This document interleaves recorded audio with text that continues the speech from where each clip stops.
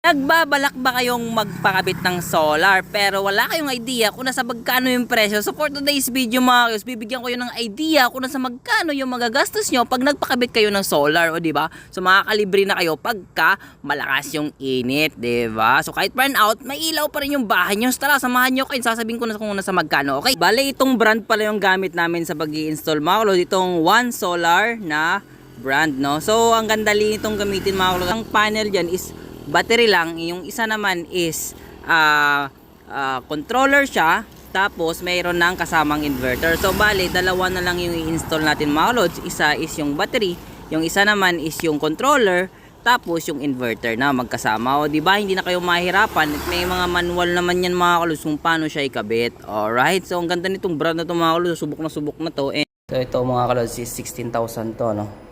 Tapos ito is 9,800. Diba? So at least ngayon meron ako